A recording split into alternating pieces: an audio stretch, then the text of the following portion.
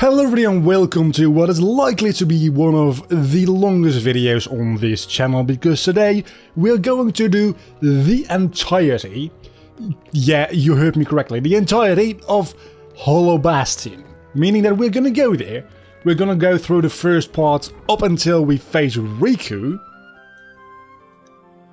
And... oh, yeah.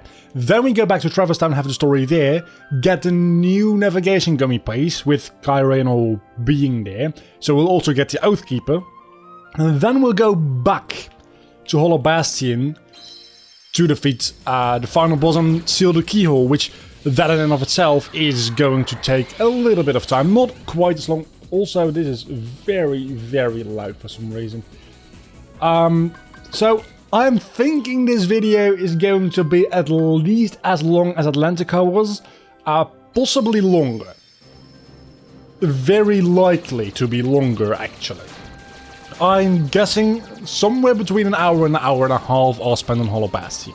Because there's a lot of cutscenes in Hollow Bastion, like seriously a ridiculous amount of cutscenes in Hollow Bastion. And the next episode we're going to go to the end of the world, which doesn't have as many cutscenes, but it has a lot of elements that slow you down. The world, as far as like maps go, isn't that huge, but it just has a lot of places to slow you down. It's like, oh, you took 3 steps, here have another Heartless battle, which is mandatory before you can move on, and then you take another 5 steps and you get another Heartless battle, and altogether it's just a little slow. But then again, last episode I literally looked at the screen for about 5 minutes in the entirety of a 30-minute episode. So I think I'll be fine. I think I'll just be rambling on and eventually find myself watching the credits without even having realized Ansem is a thing. Hopefully this episode was going to be the same. I kinda doubt it though, because last episode I just mainly talked about what I have been doing in the past. What did we end up with, like 4.5 years? No, longer actually, 6.5 years? I don't know. Something like that. No, 4.5 years was the Pokemon Red Eevee-Lock.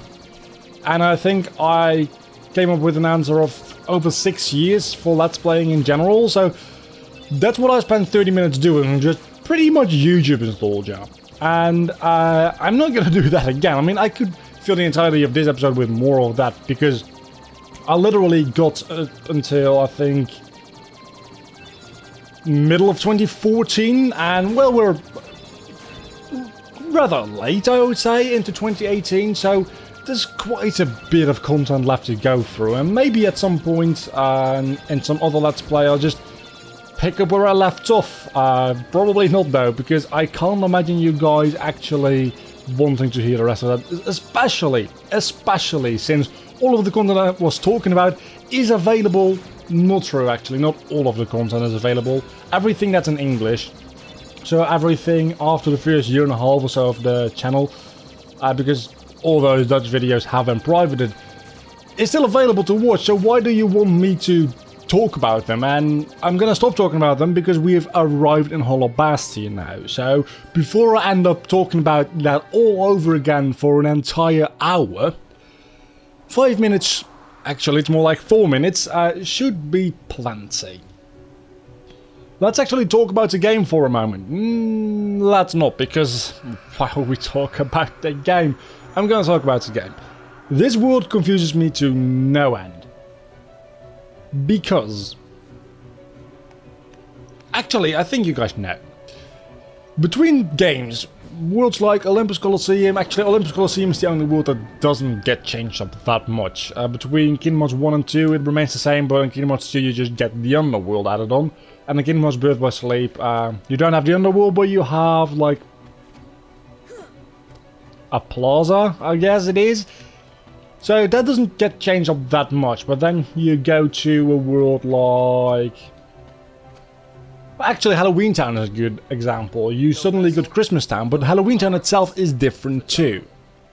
So, Hollow Bastion, on the other hand, is nothing like the original world anymore. That could be because this is an entirely different part of like the planet Hollow Bastion is on.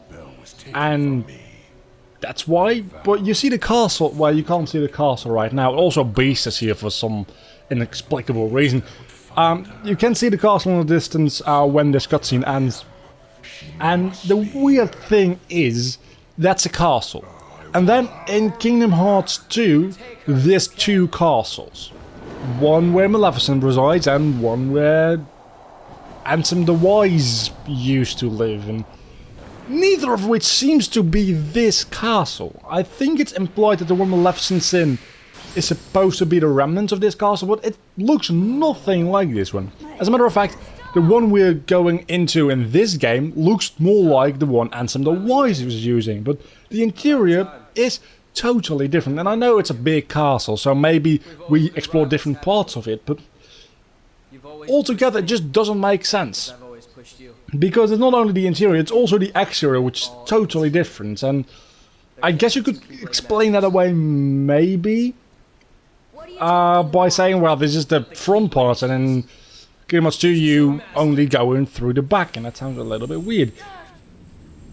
Still, the town of Radiant Garden, did they build that up again throughout Kingdom Hearts Chain of Memories in 358 Days of a 2? Because Radiant Garden looks a lot different between Birth by Sleep and Kingdom Hearts 2. Hollow Bastion is the most inconsistent world out of this entire series, and it bothers me. It really bothers me a lot more than it should probably, but we'll probably get to talk about that a little bit as we go along this world. Also, this, like, reverse waterfall we're seeing all around us. Not a sign of that in any other game, so that does lead me to believe that this might be a different location within the world, which we just never visit again.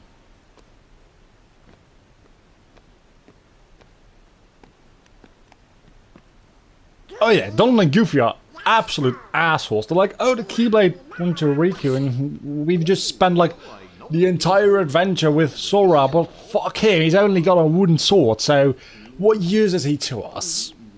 Well, none. Granted.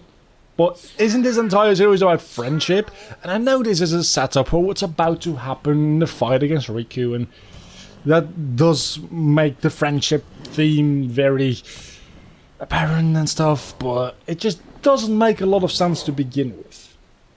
And I suppose there's a reason for Beast to join your party so he can defend you, because you can't defend yourself anymore. Even with magic, you don't do any damage whatsoever.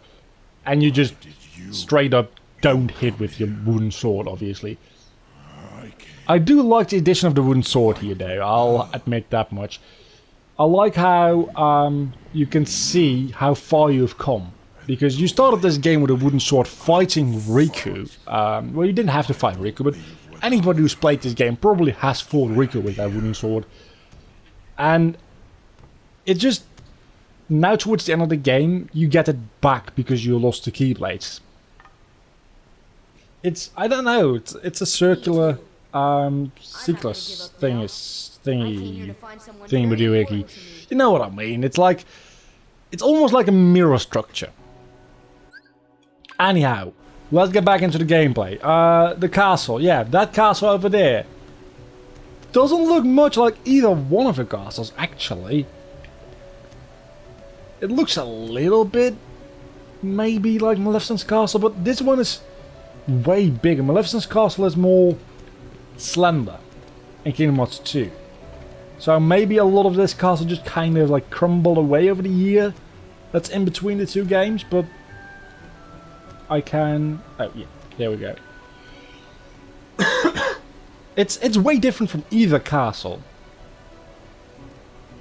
If anybody knows in the comments below, please explain to me. I can't do anything here, I don't think. Please explain to me in the comments below what this castle is in relation to the world in Kingdom Hearts 2, because I think it's just simply inconsistent. I think that's the entire story. It's just inconsistent and it just doesn't make sense. Oh, we can walk through here. Wait a second, didn't I get Glide in Neverland? I probably should have noticed that, but I didn't.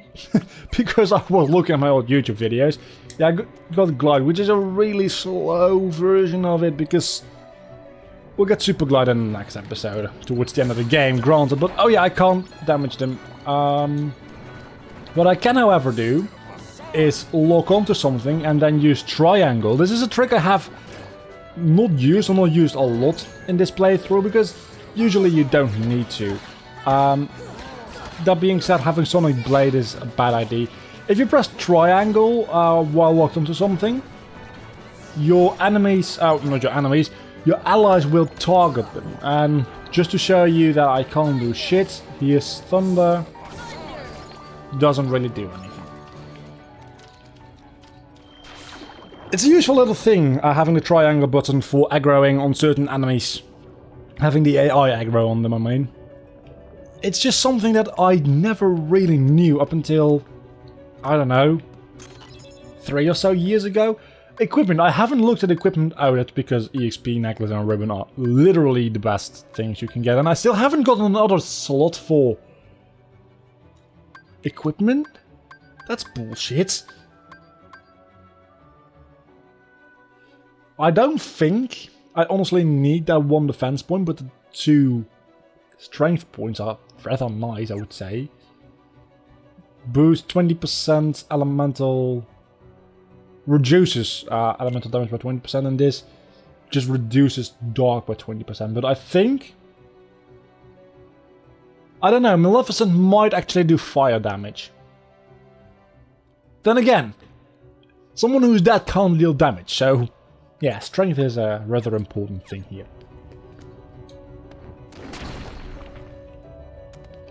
I'm very, very overpowered, I think. I mean, I am on beginner mode, and yeah, that does give you the EXP necklace. I probably should go back to Traverse Town. Well, I'm gonna go back to Traverse Town in this episode. But I probably should go back to Traverse Town to see if I can actually synthesize anything of use. Because if I can synthesize another EXP necklace, I'll do so. Because I'll be level, like, 400. Maybe not. But I'll probably be about level 400 when I get to Ansem, and that'll be awesome. Also, Ultima Gummy. Nice. Not gonna use it though. Where did I come from? Where do I go? I think I go here. Yeah. I was going to say something. Oh yeah. The whole idea of you being able to open these chests, as Leon told you, is because you have the Keyblade. Now I don't have the Keyblade, but I can still open these chests, and I'm very well aware of the fact that it would be really, really annoying to not be able to open these chests and have to come back here. But it would, on the other side, also be kind of cool if you got a pop-up that said, you can't open this, you idiot, you don't have the Keyblade, come back here when you do. Maybe don't say it like that, but something like that, you know? So you have to go back here and explore, and maybe they could make this map a little bit bigger, so you actually have to... does this do... oh, that activates that. Okay, yeah. So when you come back here, there's more to explore than just a path you took to open the door. Yeah, I'm not even gonna bother using the Rave function. It does a little bit of damage. For a second there I thought I did all that damage by swinging my Keyblade literally once. And then I remembered, oh yeah, I don't have a Keyblade, I've got a wooden fucking sword. So this part of the game, of this world in specific, took me so long when I was younger. And right now, actually it still took me about like 6 minutes, I think. Getting back actually is more difficult than getting in a lot of the time for me.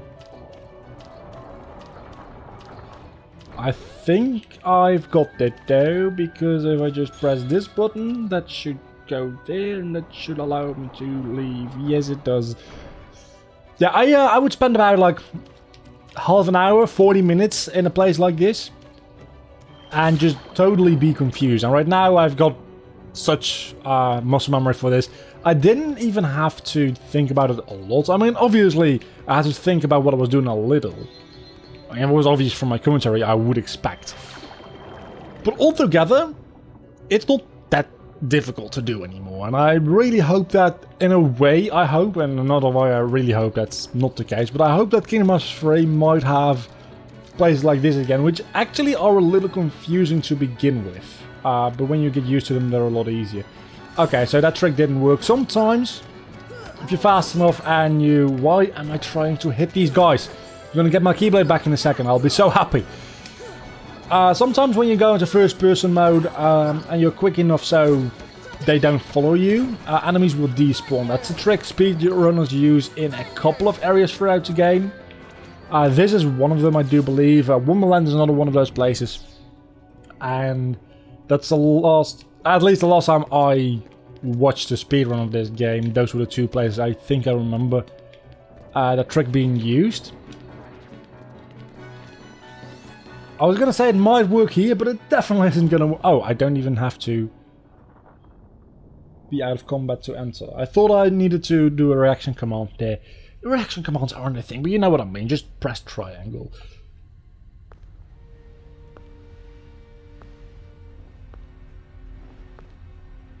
Why am I actually not talking? I've been talking over cutscenes the entire playthrough. Where suddenly the Princesses of Heart made me stop talking? I don't think so. Purest of hearts, reveal to me the keyhole. How? No, seriously. She brought them all here, to that thing in the background, and that's obviously the final keyhole. And she still has to ask them to reveal the keyhole, and then she turns around to the keyhole, which is gigantic, I might add, in surprise. How and why? It makes no sense.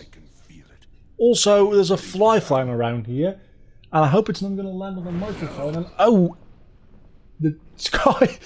I've been recording for like a little over 15 minutes, and when I started this recording, the sky was nice and bright, and it was a little bit cloudy, but nothing too bad.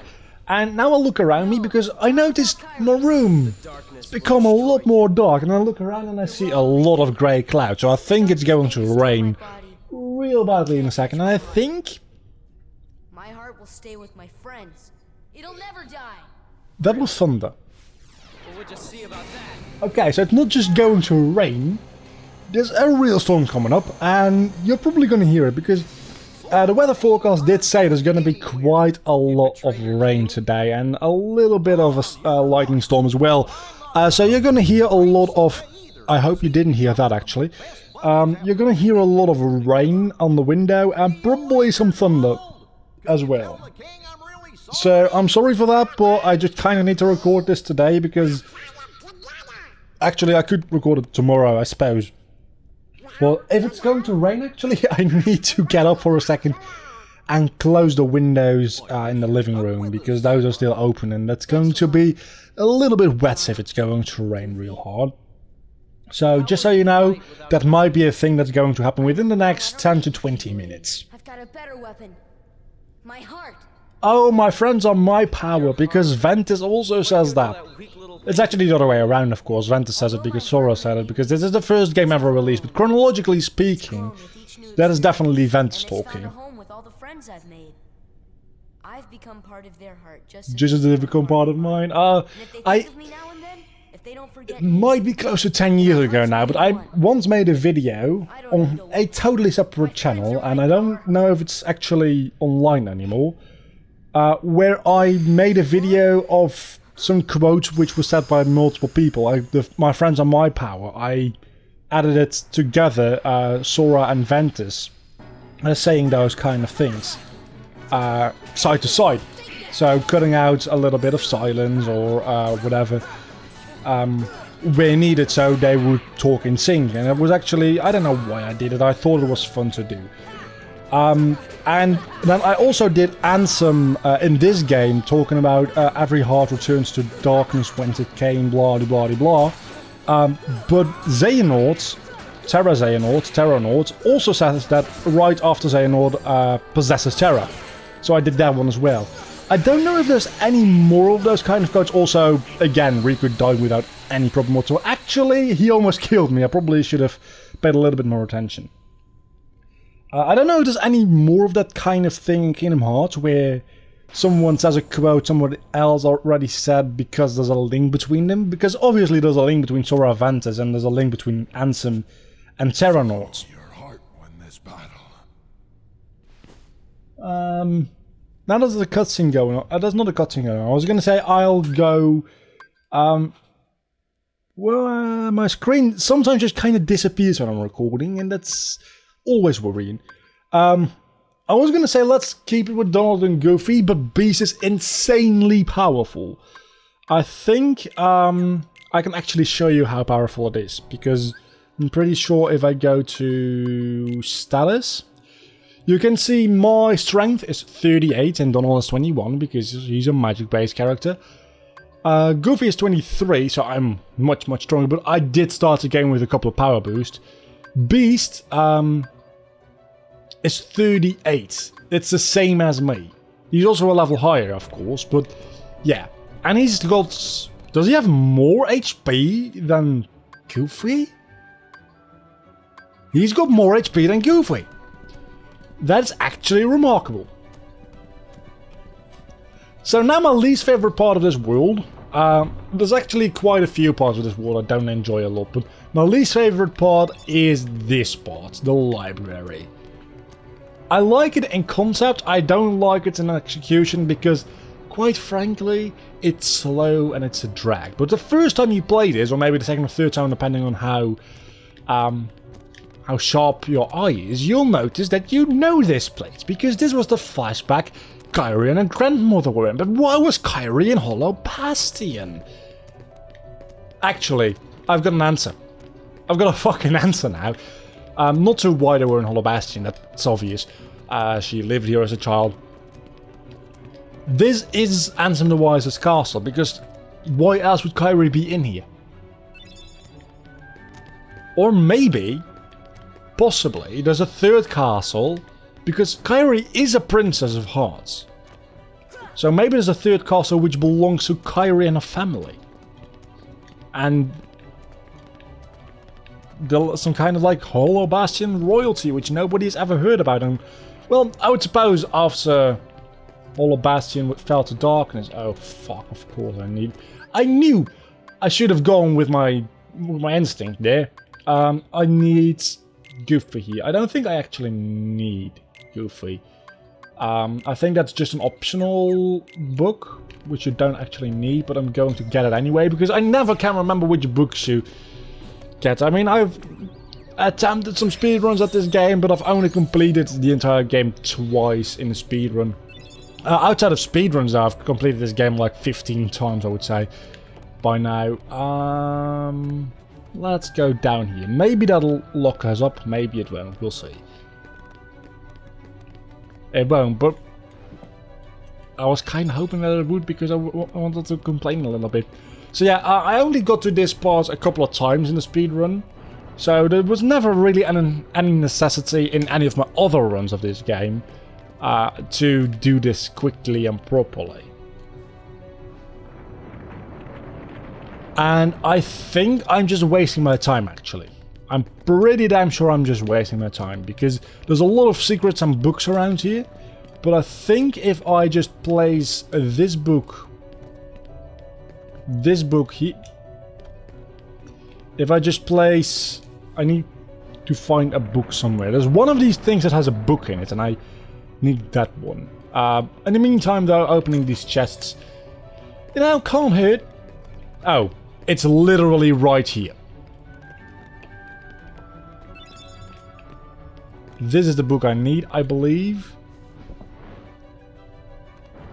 That allows me to press the button and get out of the library. That's everything you need to do here, I do believe. This is only a way to get up to the balcony. I might be mistaken in that, but I don't think there's a puzzle piece in here. I call them puzzle pieces, by the way. Sue me. I need to... Do I need to light all of these? I don't know that I do. It's been a while since I've gotten to Hollow Bastion. So... I mean, I know I have to press this guy over to here. And that gives me one of the pieces. Oh yeah, I definitely need to light all of the fires. Because... I'll show you in a second. The thing over there, the blue fire, you need to extinguish it, and the only way to extinguish that fire is to light all the fires over here because of reasons. And you do also need the Trinity here, so it's a really good thing I swapped out for Goofy anyway.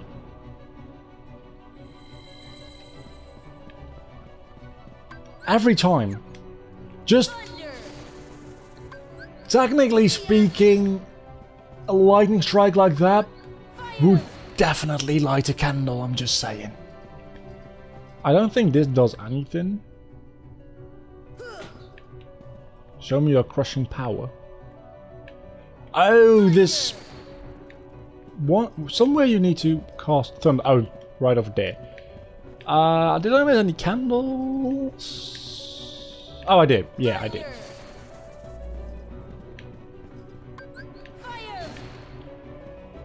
And I think that is...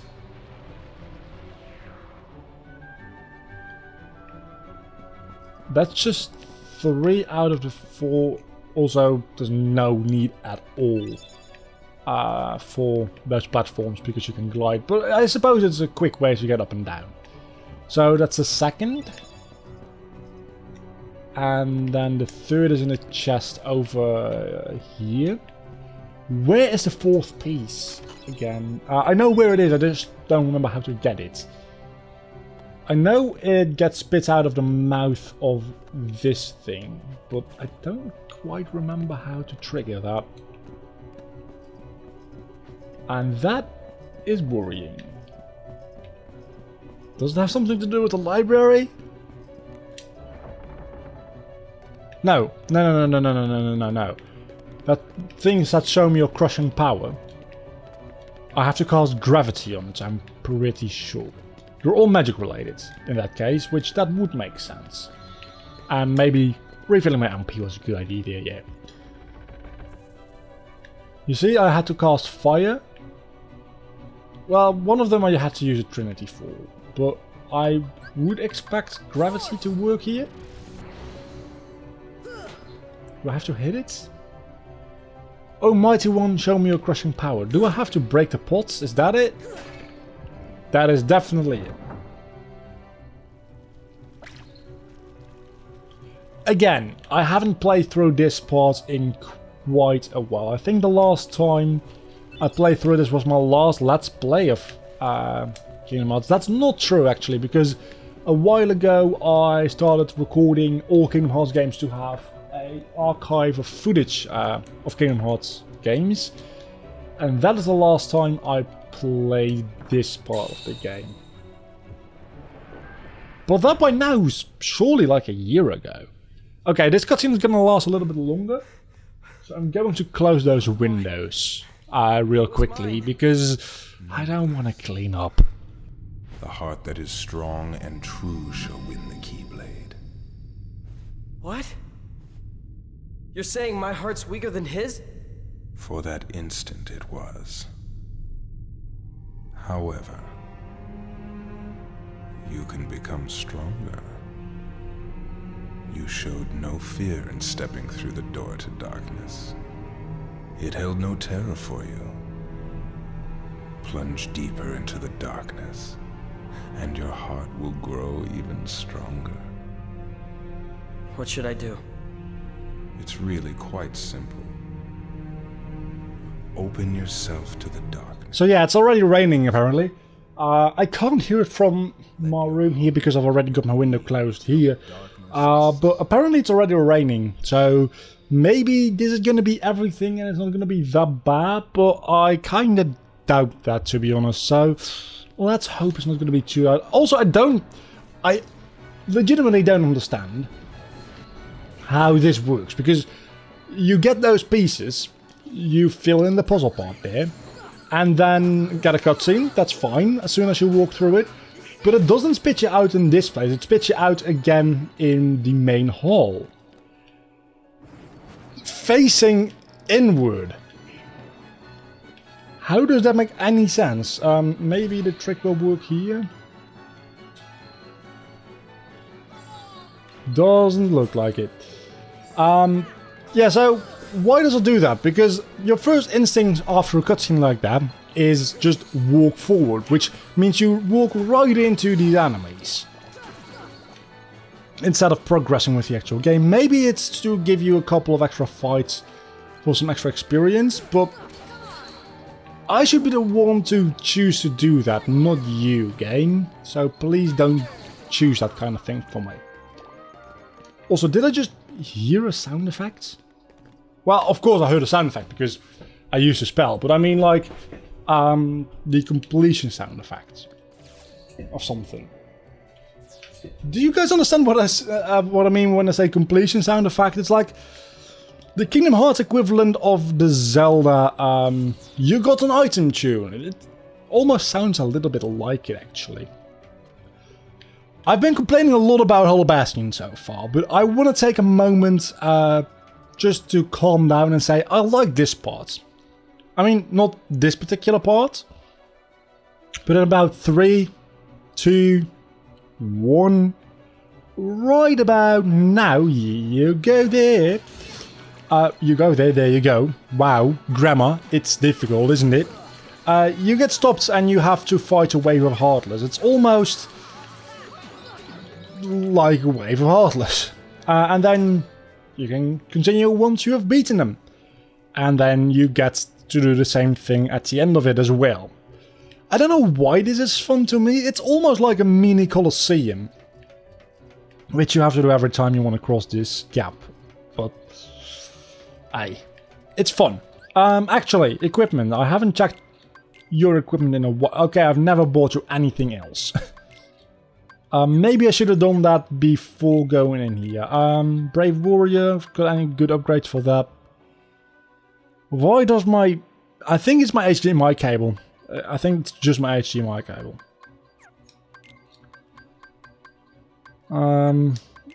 I mean, you've got pretty good items, to be honest. Fire Ring is literally just a better version of a Protero Ring. And then Donald, I want your MP to go up, so... No. Abilities... Second Wind is useful, I suppose. And then Donald's...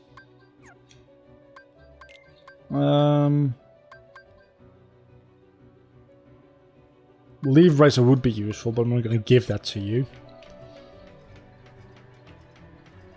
Come on, second wave of Heartless. There is a second wave of Heartless, right? Or do I just... Okay, apparently there is not, in fact, a second wave of Heartless, which is a good thing. Well, now that I have Goofy with me, I ended up having Goofy with me anyway, might as well use the Trinity here, and that's a Mega Elixir and 2 Cottages. The Cottages are rather useless, but the Mega Elixir may come in useful at some point, and a Thunder Guy Gummy. Again, not going to use... I never noticed that the thing actually physically goes back instead of just teleporting back. Again, been playing this game for over 10 years, never noticed that. It's a little details like that, but still, it impresses me. I mean, there is a realistic chance, I don't think this is the case, but there's a realistic chance that that is a thing that was added in maybe the HD version. I think there's a better chance that I just never noticed it, because those are such small, minute details. Nobody would actually notice those.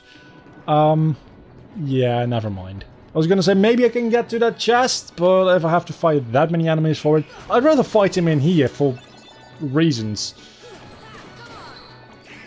Especially since I like those Dark Balls more than those Wyverns. Those Wyverns are absolutely annoying to face. Then again, mages are even more annoying to face, so... Didn't really gain anything there, did I?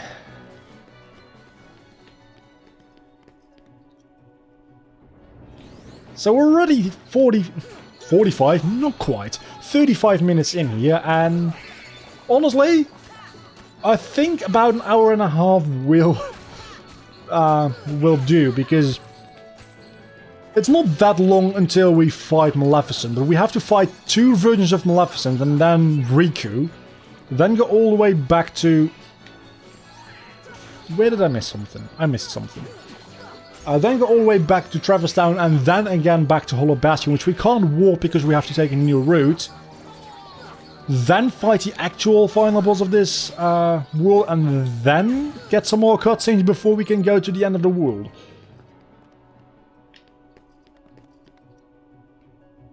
Where did I miss something? I definitely missed something.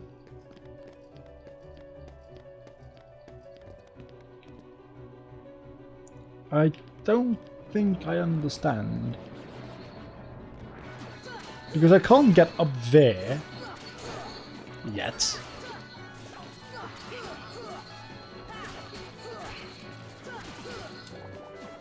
Then how am I supposed to... This is another one of those things that I usually just get right by luck. Game design would indicate the fact that I have to go this way, because this is literally the only way to go. And that somewhere around here... I'm an actual idiot. That's what I am. So officially... you need to lower this one as well. Practically, you don't. No need for that whatsoever. Let's just run. Again, there's one of us have a real tendency to just hover above bottomless pits, which means that if I jump to them to attack them, I'll fall down and I'll have to climb all the way back up the castle, which I don't particularly feel like doing that, so I'm not going to do that. How much money do I have actually? Because quite a lot. Because I haven't bought anything for Donald and Goofy yet, so...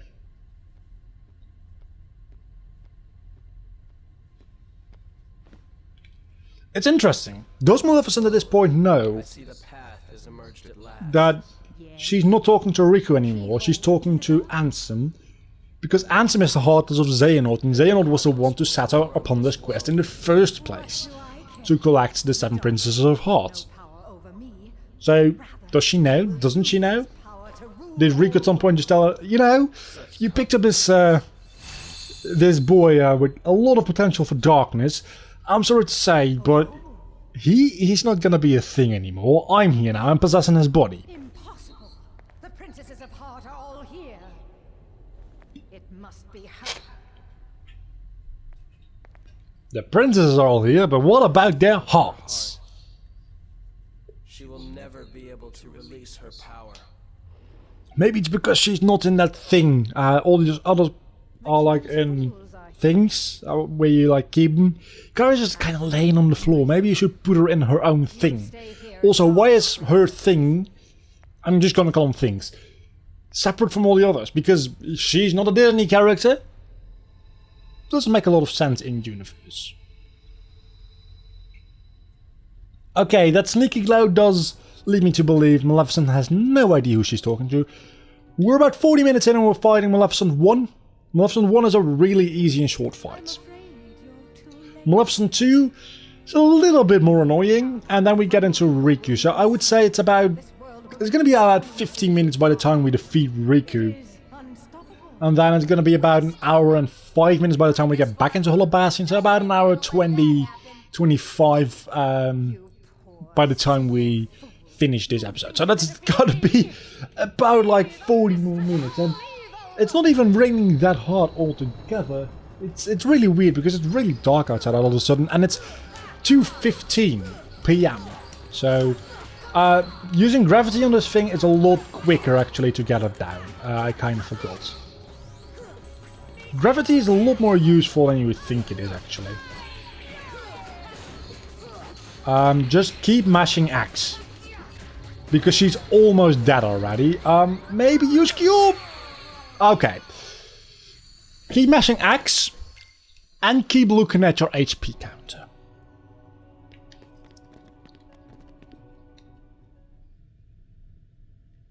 Come on. Thank you. Load skip cutscene because we've already watched it and I'm gonna watch every single cutscene twice. You see, that's instant death for that thing because it makes sense, right? It's floating, so when you cast gravity on it, it goes down. It makes a lot of sense. I just don't like the fact that she summons these defenders.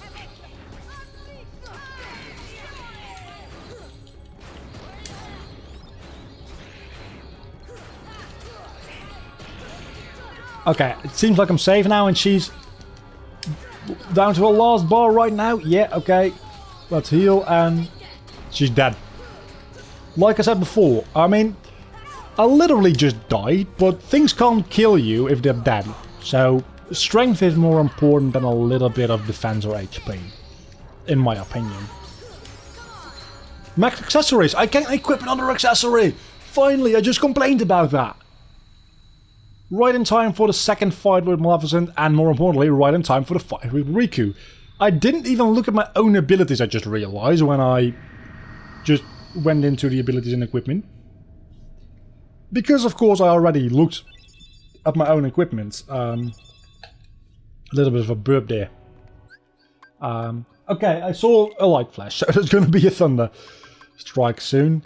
I've got 7 AP, guard no, strike rate no, ripple drive.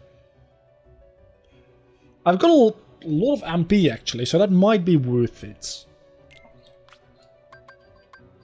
And that's the only thing that is actually worth equipping. I'm going to unequip Sonic Blade because I don't like it. I don't know why I ever equipped it to begin with. And then going into equipment, I've got a new accessory slot. Protera chain, fire chain. Of course, I gotta re-equip the ribbon. That's obvious.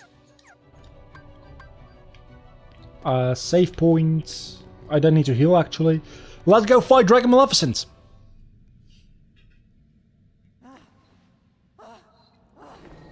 Being able to re-equip that ribbon again actually makes quite a bit of difference. You need some help? Riku! That's a Keyblade. A keyblade. That's the Keyblade of people's hearts.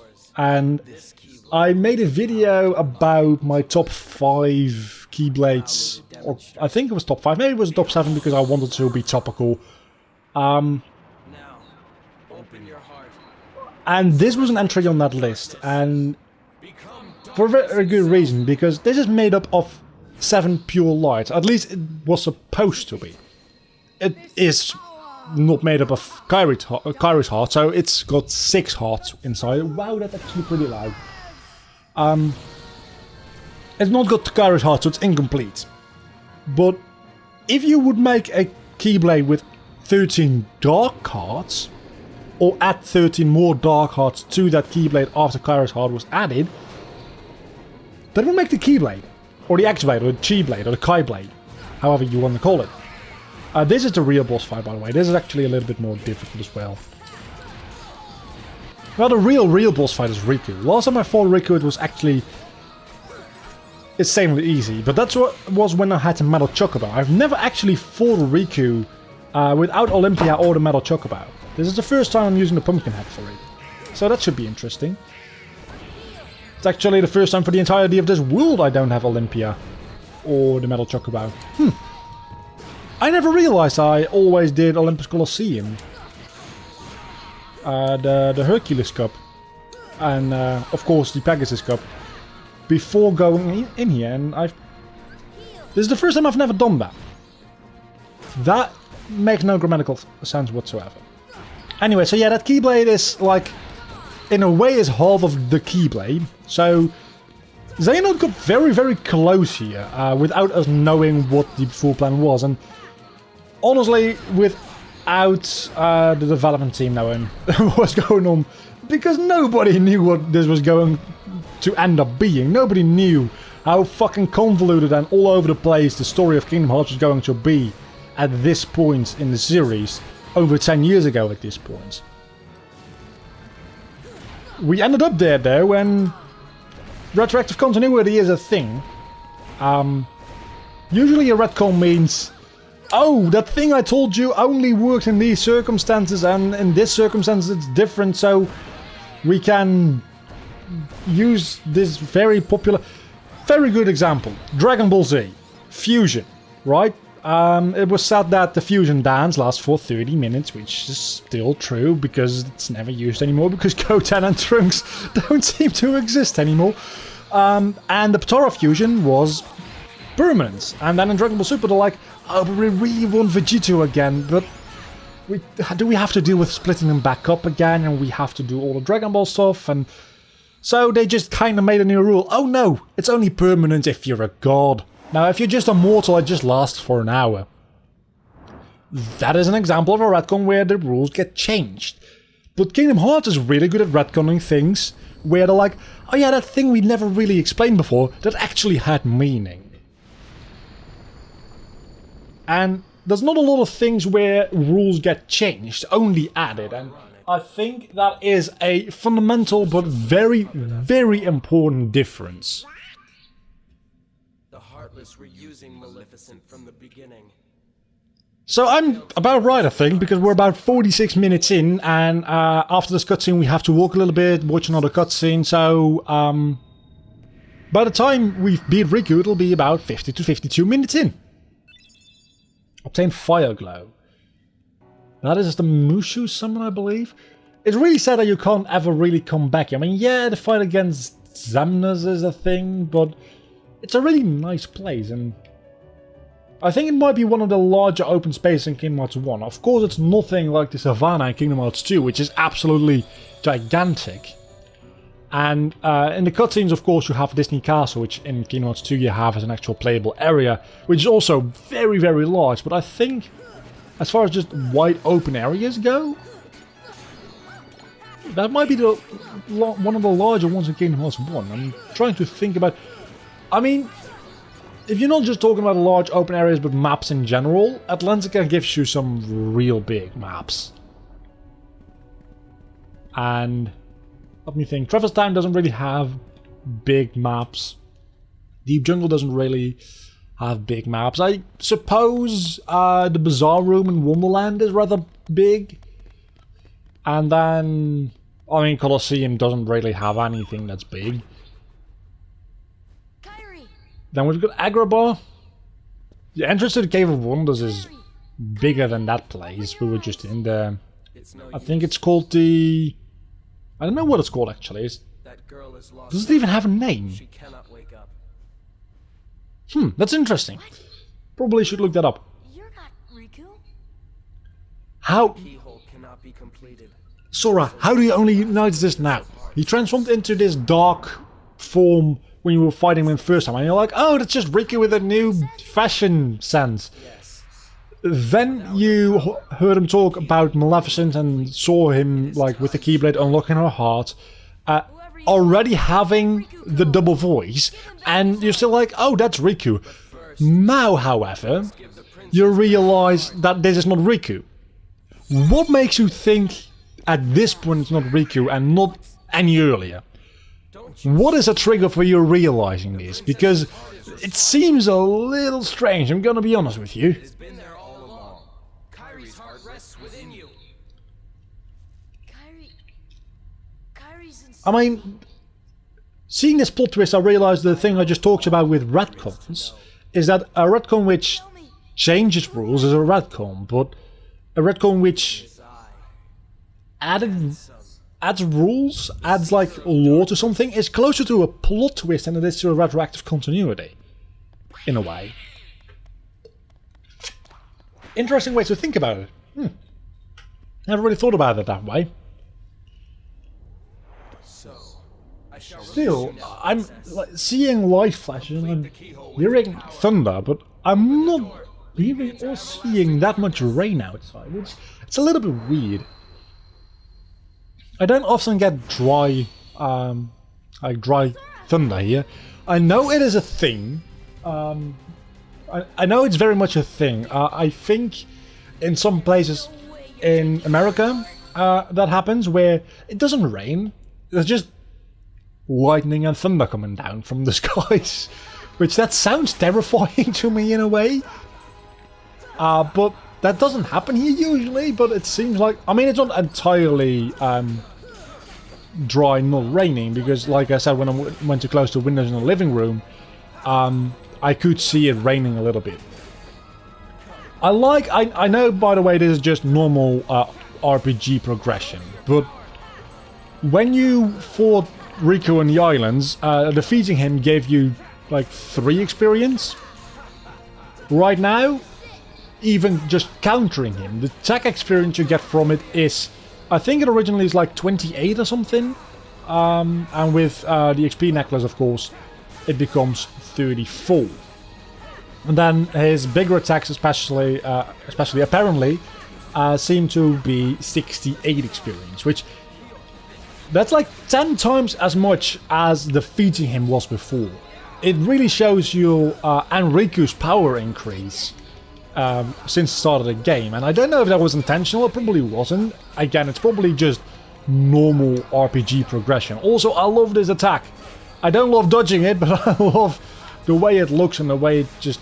I love it. I love using it as Riku in Chain of Memories, especially. You don't get to use it a lot. You get to use it quite a bit against the final fight on Ansem. Spoilers, by the way, I suppose.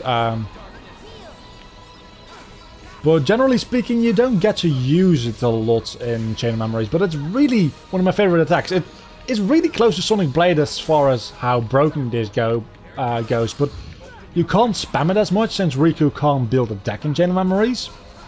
You just get a predetermined deck for every world. Which is a very interesting way to splice up the gameplay a little bit. Okay, so now it's raining really, and haste. I'm gonna equip that for sure. Now it's raining really hard all of a sudden. I think you should be able to hear that. You're definitely able to hear that, actually. I can see it on my audio meters. Usually with just a little bit of noise. I like the fans and just ambient noise of the room. It gets to about minus 55 dB for anybody who has a reference to that. Right now, if I don't talk, I get about minus 40, which is 15 dB louder. Because audio works weird. 0 is the max, and then everything below that is minus until minus infinity. It's really kind of weird how it works. I still don't quite understand why it works that way. A keyblade that unlocks people's hearts. I wonder. Sora?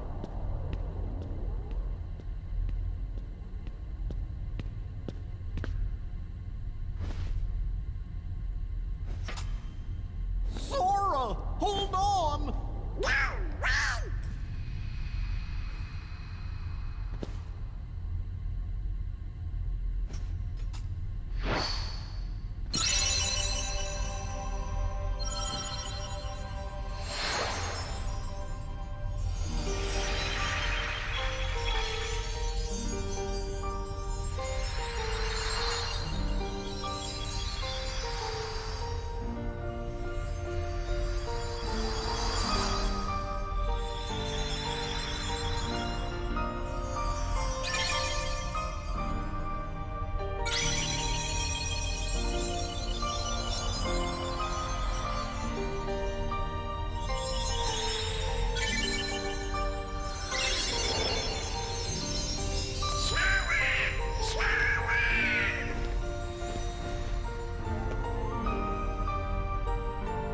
Sora!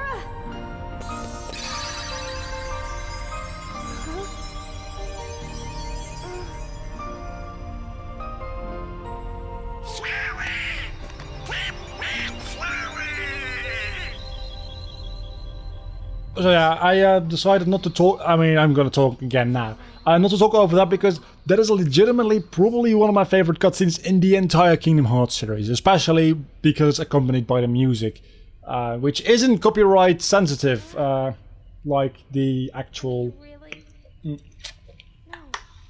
like lyric version is, because that is, as far as I know, that is a instrumental or orchestral version of. Let me think here. The Japanese version of Simple and Clean, which is called Hikari, which I probably just butchered the pronunciation of that. But for some reason it doesn't get picked up as much by the copyright systems, like the actual intro songs to every single Kingdom Hearts game ever. If you just as much as mention a lyric out of those songs, you get copyright claimed into oblivion.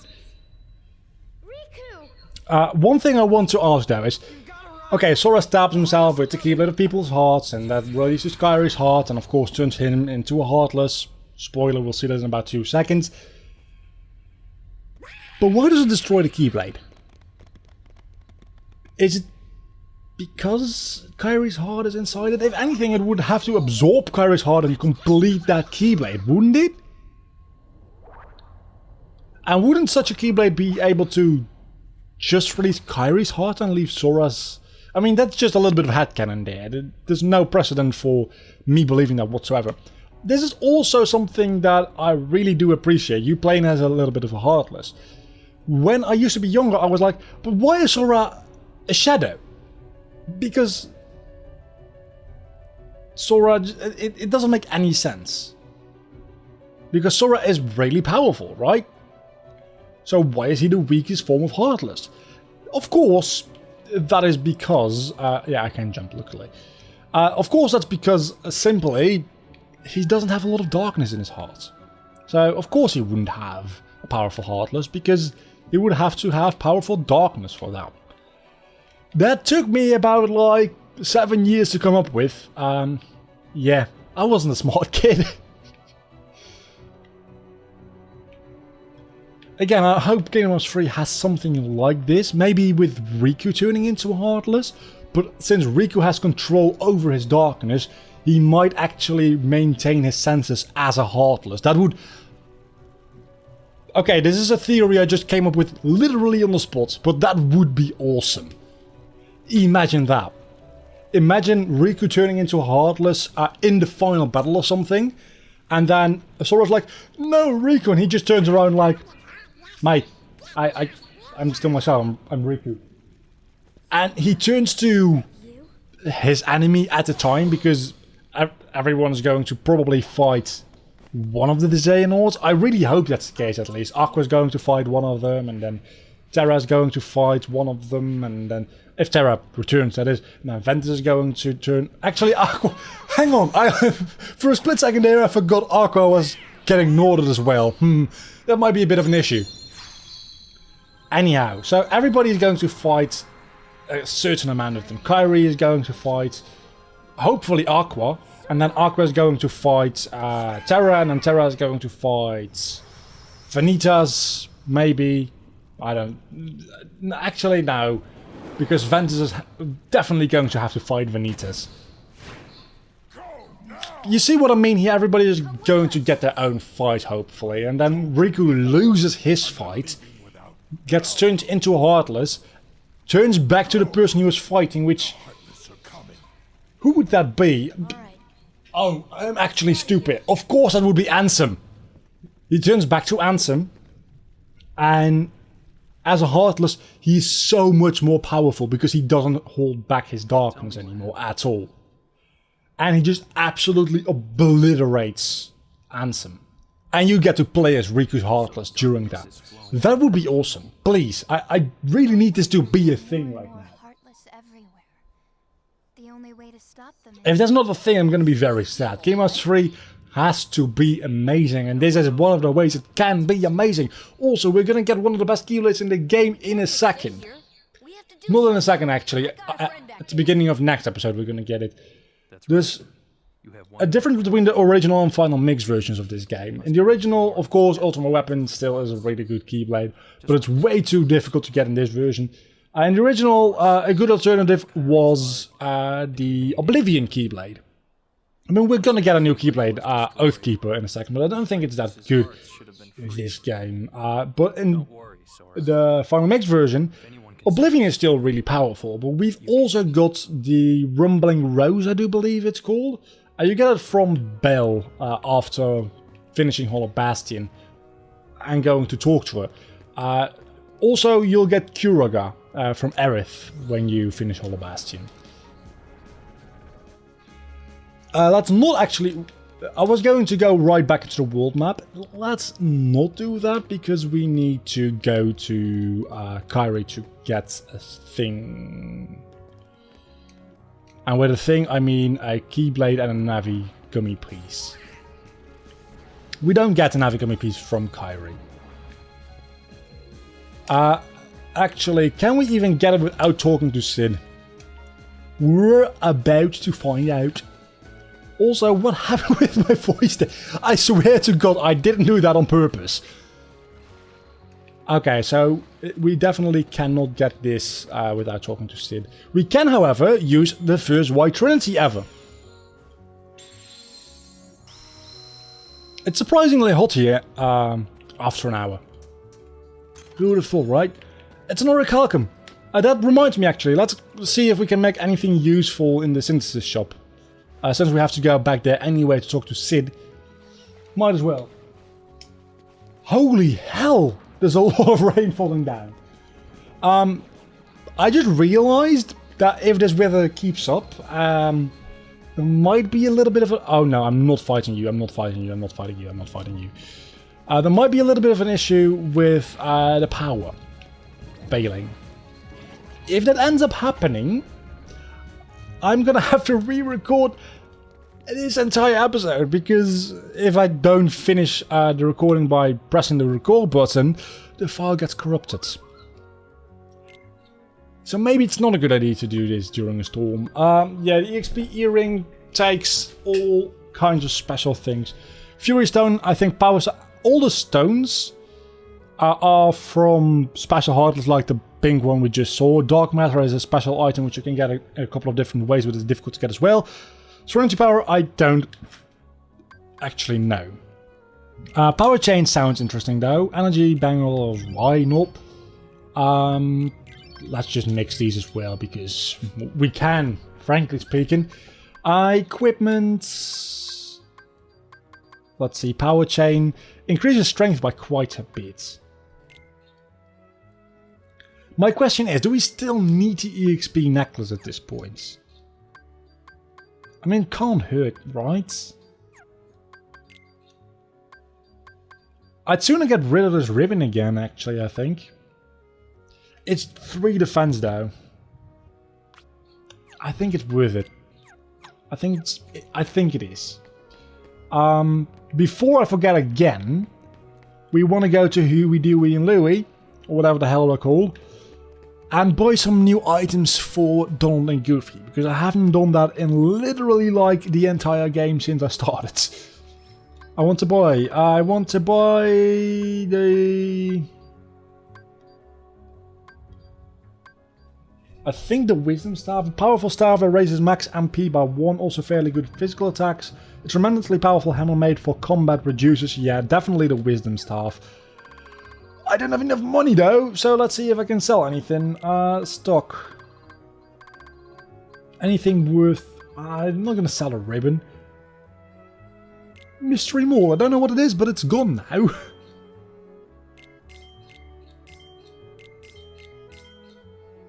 Okay, 8,000 is actually everything I need.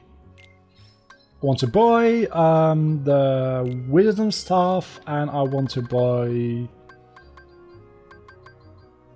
a large shield best suited for defense, also a powerful assault weapon. I don't think Goofy's items actually matter all that much, to be honest. Wisdom Staff, that is actually a lot better than what he had before. And the Adamant Shield is quite a bit better as well. Okay, so now let's go talk to Sid, now that we've all gotten our new items. Except me, I don't have a new Keyblade yet. And get this over with, because I don't want this episode to literally be like 3 hours long. We do have to do another gummy ship route, so I... Technically speaking, could end up the episode here, and I could have ended off the episode. Oh, that's the jiggle. He just did the jiggle. I'm always happy when he does the jiggle.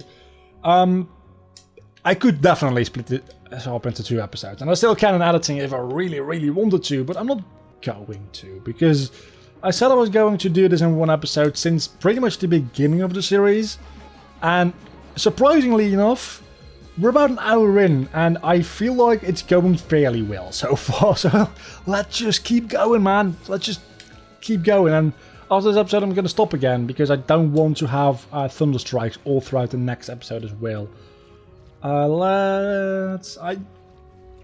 How can it be That was a moon literally 2 seconds ago, and now it's a sun, and he hit it there 9 years ago. He just told us. So why hasn't that thing been a sun for 9 years? Except it's been a sun for about 9 seconds at most. You do not have to talk to Kairi. Is that true? That's not true. Okay.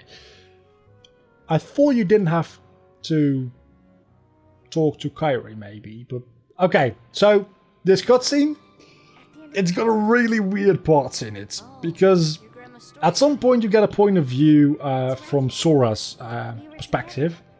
And I'll point it out when we see it, but it's not aimed at her face whatsoever.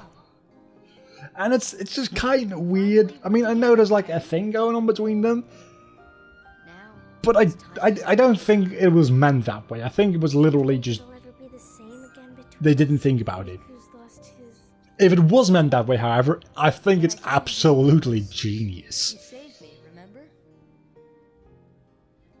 I still don't get why we get a flashback to this and an explanation, because this literally happened like about 10 minutes ago if you're slow, which I am in this case. So maybe 15 minutes if you're really slow and you don't know what to do. I didn't want to just forget about you, Sora. I couldn't. That's it. Let's see, I think it's about Our hearts are connected. to happen. I mean, this is also a really weird shot of him like touching his heart. Saw that light. I know it's supposed to focus on his heart, but it just kind of cuts out half his No face, matter which how deep the darkness, stupid. a light shines within. Next I one, guess it's more than he just turns a light. around and then we get it. Well, let's go. No, we don't. You can't go Why not? because it's Was it way too cut out of the final mix version? Is it in a different? It's this shot. Sora? We made it this far by Why are you looking? You can't. I mean, it wouldn't be that bad if it was just like a mysterious shot where her face was half cut off and it happens that meant that her chest was on screen. But it even pans up to her face, making sure you realize it Okay, was aimed at her chest. It's just, you win. why? It's weird. It's really weird. It's my lucky charm. Be sure to. It's it makes me actually physically uncomfortable seeing and talking about it. Promise. Promise. If anybody has any vague idea as to what the purpose of that shot is, other than the fact that Sora is a horny teenager, please tell me, because that is literally the only explanation I can come up with. It's just because Sora is horny.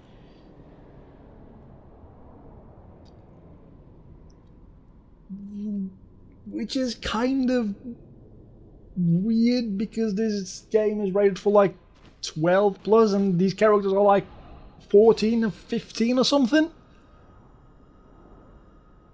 Which I'm aware, 14 or 15, it's not like the 8 or 9. It's definitely teenage years, and that's when that kind of stuff starts happening, and puberty is a thing. But that doesn't mean you should do it like this. It's just a little bit weird. I mean, I'm a huge fan of the idea of show, don't tell in any narrative whatsoever. But maybe sometimes you should tell. Sometimes it's a good idea to tell instead of show. And if you're gonna show, think about how you're gonna show it, because not everything works that well. So maybe an hour and a half isn't going to be plausible, because we still have to go through the gunship mission and then Hollow Bastion all over again. Not all over again actually, because we can use save points to land now, I'm pretty sure. We might not be able to, I don't know actually. And then we have to fight the boss, which is actually laughably easy. It's easier than... It's more difficult than first Maleficent, but it's easier than the other two bosses.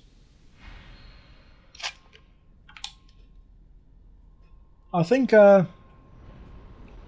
weather's clearing up again a little bit. And that's good. Because that means I can technically speaking, I'll check the forecast for a couple of hours coming up. But I could do End of the World right after this if I wanted to, and I kind of feel like I do want to. These Final Mix cutscenes are not as well polished, you can definitely tell, because some animations just kind of like jittery and stuff. And of course you can tell because they don't have voice acting. In Kingdom Hearts 2 they absolutely did away with that, and they're like, we can't have cutscenes without voice acting. What were we thinking? That's stupid. Let's just hire the voice actors again. As a matter of fact, they even hired the voice actors for the English version again when making the HD remaster, but they didn't, and this is what bothers me, they didn't do that for this version because the original Japanese didn't have any voice acting. And I think the original Kingdom Hearts 2 Final Mix might have had voice acting in the Final Mix exclusive cutscenes. I don't know though. They might not have, now that I think about it. I mean, to be fair, I think I can go back to Hollow Bastion now. To be fair, 1.5 and 2.5 are technically speaking two different collections within one collection. For the PS4, they used to be PlayStation 3 collections, so maybe they make that choice for the 2.5 collection because they saw how well 1.5 did. They're like, let's just add that. That could be possible, but still it kind of bothers me. Okay, so now I should actually pay a little bit of attention, because if I don't fly into the portal, I'm going to waste a lot of time flying to Olympus Colosseum. And since I don't particularly like... Okay, so this gummy ship part has also been made more difficult, not just the part that's coming up. The part that's coming up towards Hollow Bastion, by the way, after we go through the portal, is actually pretty difficult, and I think it might be a little bit more difficult than the thing that goes to the end of the world. I didn't get hit somehow there. How is beyond me, but I managed to dodge everything. So this is a totally different route from the route we took before. A lot more darkness and... Actually, I think I got them backwards. No, this is definitely easier than the one towards the end of the world. The one towards the end of the world is a lot more difficult. Either that or I'm forgetting the first part of this and it'll turn into what I'm remembering shortly. But I think I'm just misremembering at this point. I'm doing very well. I was going to say I haven't been hit yet, but I have been hit sadly. Still, I'm doing very well somehow against all of these enemies. Is it because I'm in beginner mode? Does beginner mode also influence the gummy ships? It would make sense that it does, right? Deal more damage against enemy ships and get less damage yourself? I still don't know what these shield things do. They don't heal you. I don't think they decrease damage you take. I don't think they're gummy blocks. So, whatever they do... Again, there's so many things you guys can tell me in the comments below if you want to. Why would you even drop a blueprint more than once? Because those... I mean, some gummies we've gotten literally 99 of and we can't get any more of them. Or is shield a thing that can be used for specific kind of gummy blocks? That would make a lot of sense, actually. I think that might be it. We've got armor. We've got power. And maybe there's gonna be like a third one, which is shield? Honestly, I don't know. I don't think that would be the case, because I've never seen that. But I've never really been too into the gummy ships in Kingdom Hearts 1. Kingdom Hearts 2, I love the gummy ships. I tend to do them... Oh, I kind of kicked the chair. I tend to do them as much as I can, and pretty much, like, always all of them. Kingdom Hearts 1 I try to not do any more than is strictly necessary. And Kingdom Hearts 3, oh, the gummy ships look very, very good in Kingdom Hearts 3. It looks like Kingdom Hearts 2, but with a lot more processing power.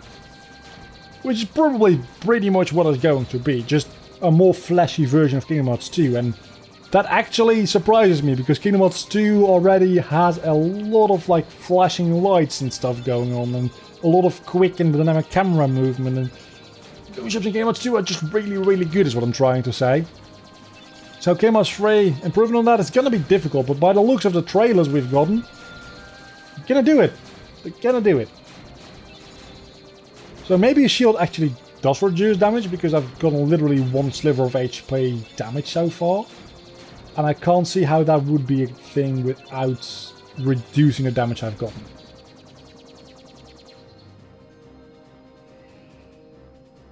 Okay, so it might not be the most difficult Gummy route ever, but it's definitely... Okay, so this is something I do remember, the thing with the wall. It's maybe not the most difficult Gummy ship, but it's definitely very, very long for a Gummy ship route. I say right as we end. I was going to say I didn't remember that this was the end, but then again, I did remember the wall was either the beginning or the end. I thought it was the beginning of the course, but apparently it's the end. So we do disembark, and we do start all the way from the bottom. That's annoying. I don't think we can go into the Gummy ship and up the castle. Actually, let's just keep it on the Gummy. I'm gonna try, don't get me wrong. I'm just gonna go into the Gummy ship and see if we can normal drive here and just go to other places. No, we can't. Would have been too easy. Would have been nice though. But we've got to walk all the way back up. I don't think there's any special like events or cutscenes that happen. Other than the fact that maybe I can already get the Rumbling Rose, question mark. Maybe I can, maybe I can't. I'm gonna check. But I don't think I can actually. I think I have to OCD do this Trinity because I just saw it in time. I mean, I knew it was here.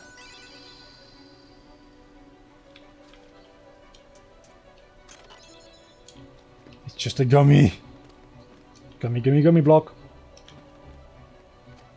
Is that high enough? That's not high enough. Now it's high enough. Thank you.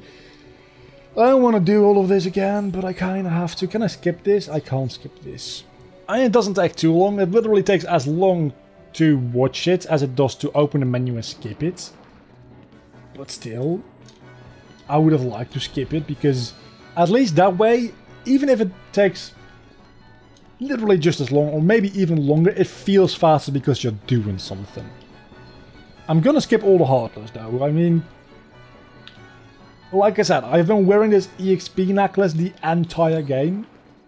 And I'm level 40... Actually, talking about levels, I got an ability I should have equipped.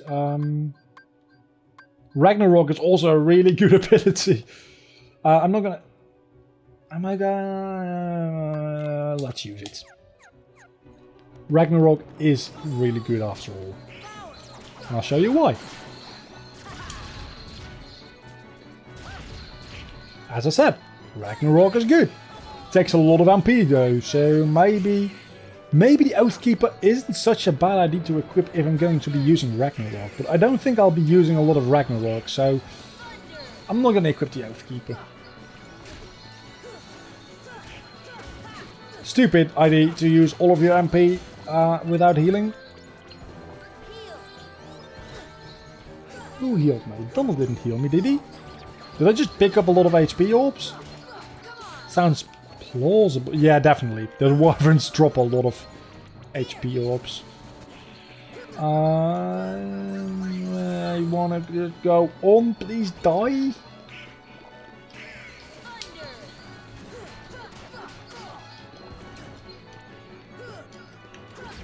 This is annoying to do. Is that everything? So another Heartless left. Just die. I can't even get to you. This is why I hate this world. Because there's a lot of bottomless pits where enemies can just hover above, and there's a lot of flying enemies as well. I don't mind bottomless pits, I don't mind flying enemies, but they don't combine very well if you can't just straight up fly like you can in Neverland. In Neverland? Not an issue. In Hollow Bastion? Very much an issue. So the hour and 25-minute mark, I'm gonna make that, I'm afraid. So it's gonna be an hour and 35 to 40 minutes. So that's gonna take a while to export and upload. That'll be fun. Talking about uploading, actually, probably should upload the last episode before tomorrow, because tomorrow is the day. Last episode's... Okay, this is a little bit confusing, probably. Tomorrow is the day last episode has to get uploaded. So I probably should schedule that after I end up finishing this episode, and when I started exporting this, I'll probably have to upload that one. For some reason, I don't know why, I looked over as if I was afraid I didn't have an internet connection because of the bad weather. I mean, I know technically speaking that is a thing that can happen, and it has happened to me before where a really, really bad storm just like kind of killed all internet connection. Has only happened a couple of times to me before in my entire life though. But the skies are clear again. There's a lot of... I mean, I can turn off my LED lights again because I actually have sunlight again. Which is a lot better to look at than this fucking LED light. I don't have a normal light bulb in my room. I should clarify probably. I have a LED strip running behind my desk. So pretty much I just got an RGB desk and that's the only light I have in my room, which that's fine. The only thing is, it's not that good for when you just want to have proper lights. Because the usual white light, the daylight light, that's a little bit of a weird word to say, is a lot more blue than it is white. And of course every white light, I mean white light is context sensitive.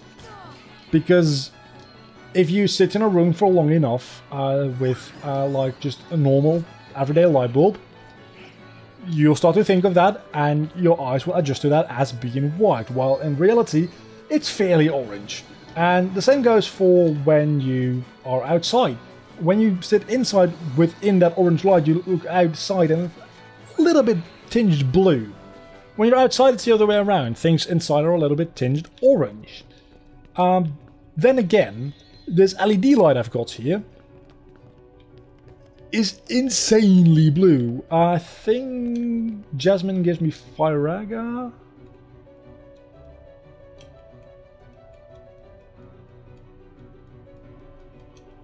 Can we just... Okay, so maybe you give me Firaga? Somebody here gives me Firaga. Or do I get that after defeating the boss? Looks like I get that after defeating the boss. So, it's really good when I can just, like, kind of turn it off. And you might be thinking, why don't you just install a normal light bulb? That'd be way better for you. Especially since if I put on that extremely blue light at night, technically speaking, it's not good for your brain and sleep and stuff. And if you just have a more orange light and know the orange light of an LED strip does not count, that's a lot better for your brain to just like kind of calm down and get ready for sleep. So yeah, definitely would have been loads and loads and loads better if I just installed a light bulb. But I've been living here for a year now, more than a year actually, and I still haven't bothered with it, and at this point I'm not even gonna bother with it. That is a lot stronger. It takes away 1 MP, but I don't give it down because I don't use a lot of magic anyway, and it's a lot more powerful. So maybe I should unequip Ragnarok again, because... And Ripple Drive, I mean, I haven't been able to use it because I mostly use air combos anyway. I like the color scheme of this one a little less than the one in the Olympus Colosseum. In the Olympus Colosseum and the Hades Cup you also fight a behemoth. Its color scheme is black and orange, like actual fire. I just said I'm not one to use a lot of magic, and then I fight the one enemy which I want to use magic against, because gravity is very, very effective against his horn. And since his horn is the point you deal damage to him, it's very effective against him in general. Let's use Arrow because he's going to do a lot of damage with his next attack. Could have been worse.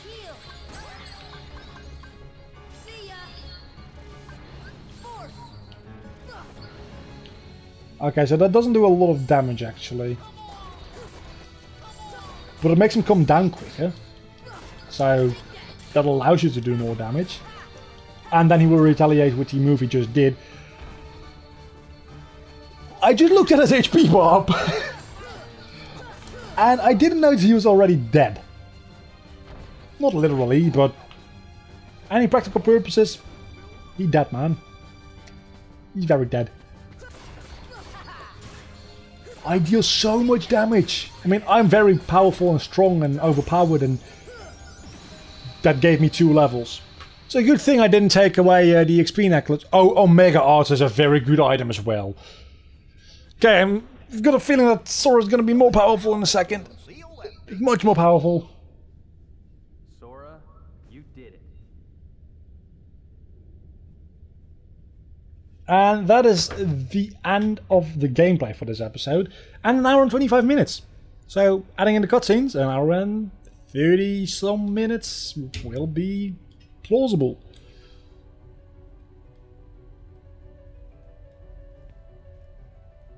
I mean, this is an interesting plot twist as well. Bastion is the home place of all these Final Fantasy characters. But Maleficent took it over with darkness and stuff, and it makes you think why they lived in a place like Bastion, which of course they made up for that plot hole in Kingdom Hearts 2, and they're like, oh no, it wasn't always called Bastion. We used to live here and it was called Radiant Garden and everybody was happy. Of course, you only get that if you defeat Sephiroth, which is an optional thing to do. We may never meet again. We may never meet again. That's funny. You know that if this game is going to do well, we will meet again. And this game did very well. Very, very well, as a matter of fact. Even if I wanted to. I don't think anybody's ever gotten such a promotion within a company. Because, going from a character designer to a director of one of the most successful action RPGs ever.